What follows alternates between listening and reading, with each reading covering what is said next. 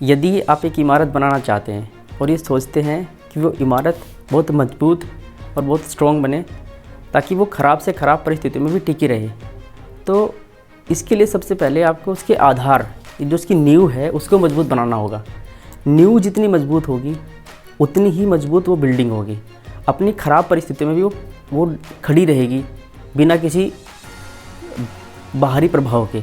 इसी तरह अगर हम मनुष्यों के जीवन को एक बिल्डिंग की तरह देखें तो उसके बिल्डिंग रूपी जीवन का जो आधार है वो है इसका बचपन।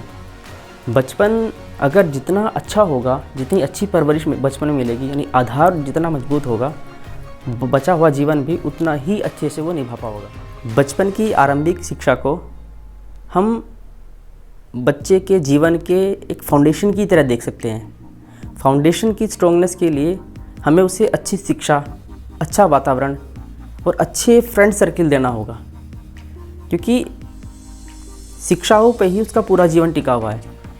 जैसे प्रेरणा स्रोत होते हैं ऐसे ही वो शिक्षा लेगा, जैसी शिक्षा होगी ऐसे ही वो सोचेगा या ऐसे ही लोगों का चयन करेगा, और जैसे वो डिसीजन लेगा इस तरह का ही उसका जीवन हो जाएगा।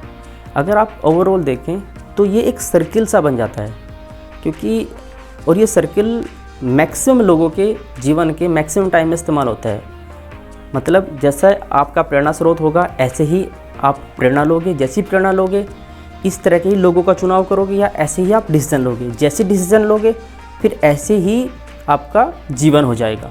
हम में से ज़्यादातर बच्चों की जो सीखने का जो शुरुआत है वो घर पर होती है, घर पर, परिवार में। बच्चों का जो सीखने का प्रोसेस है वो हर बच्चे का अलग अलग फॉर्मेट में होता है। ज़्यादातर बच्चे कुछ कहकर या सुनकर सीख जाते हैं, लेकिन जो सामान्य तरीका है बच्चों के सीखने का वो है चीज़ों का ओवरव्यू, यानी कि अवलोकन कर कर। वो अपने आसपास क्या होता देख रहे हैं, क्या वो महसूस कर रहे हैं, ये सबसे आसान तरीका है बच्चों के सीखने का। बच्चों को आप एक स्पंज की तरह मान सकते हैं। जैसे स्पंज पानी को सोख लेते हैं, ऐसे बच्चे ही अपने आसपास हो रही घटनाओं को सोख लेते हैं, वो चाहे किसी भी तरह की घटना हो।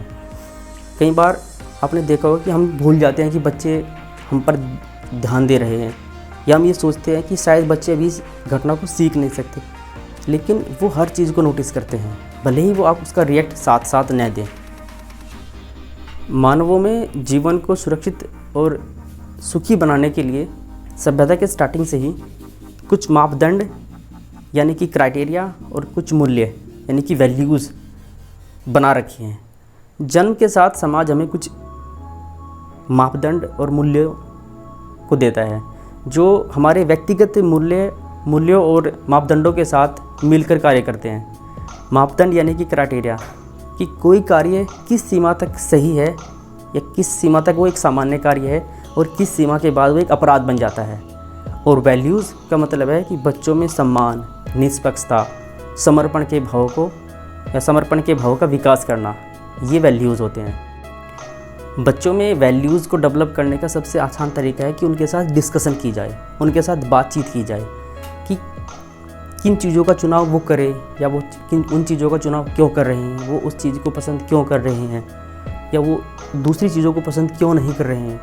इस तरह के सवाल अगर हम उनसे करेंगे तो उनके अंदर एक क्वेश्चन करने की या एक ही पॉइंट पे तरह तरह के तरीके से सोचने की एक क्षमता डेवलप होगी, जो उन्हें, जैसे कि मैंने अभी बताया आपको कि बच्चे सबसे ज़्यादा जो सीखते हैं वो ओवरव्यू से सीखते हैं, यानी देख कर सीखते हैं, अवलोकन कर कर सीखते हैं, महसूस कर कर सीखते हैं। और आप, जो सबसे ज़रूरी बात है कि आप अपने बच्चों के लिए एक आदर्श हो, एक आइडियल हो।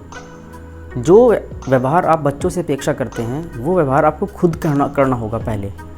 अगर आप ये सोचते हैं कि आप बच्चों को बताकर या समझाकर वे कोई व्यवहार करा लेंगे या फिर उनके व्यवहार में बदलाव ला देंगे, तो ये ऐसा बिल्कुल नहीं हो सकता है।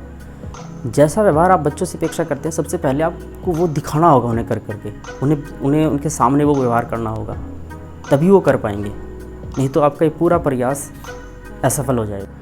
हम में से ज़्यादातर लोगों की जो परवरिश है वो घरों में परिवार द्वारा हुई है।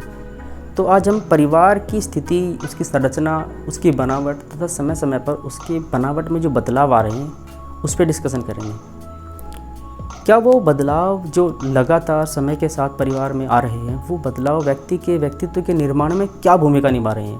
जब परिवार में एक स्त्री पुरुष यानी कि कपल होते हैं, उसके माता पिता यानी कपल्स में से किसी एक के, स्त्री या पुरुष के माता पिता, उनके विवाहित अविवाहित बच्चे, ये सब होते हैं। इंडिया या फिर पूरे विश्व में हम गौर करें तो परिवारों का जो स्वरूप है बदल रहा है। ज़्यादातर परिवार अब औद्योगिकरण, व्यक्तिवाद या बढ़ता शिक्षा का प्रसार या फिर पुलिस व्यवस्था, कई कारणों से अब एकल परिवार की तरफ बढ़ रहे हैं।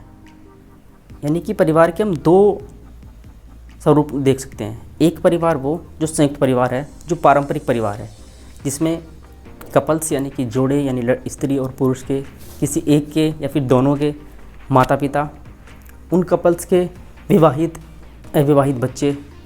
और एकल परिवार का मतलब है कि एक परिवार यानी कि जिसमें बस कपल है और कपल के अविवाहित बच्चे।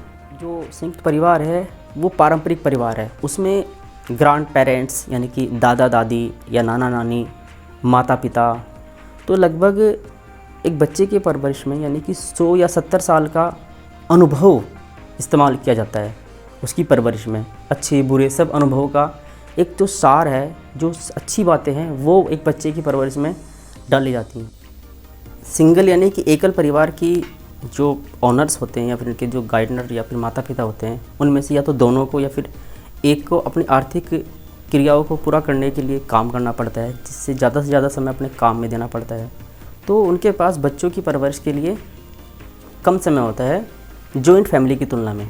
जॉइंट फैमिली में अगर माँ बाप घर से बाहर हैं तो दादा दादी या नाना नानी उस भूमिका को निभा सकते हैं उनके अच्छे संस्कार डालने में। एक परिवार एक राष्ट्र की सबसे छोटी इकाई है, या हम कह सकते हैं कि एक राष्ट्र जैसा है एक परिवार भी वैसा ही है, या फिर एक परिवार जैसा है एक राष्ट्र ऐसा ही होगा। बच्चों के व्यक्तित्व के निर्माण में हम उनके निर्माण के 4 पहलुओं पर गौर करेंगे।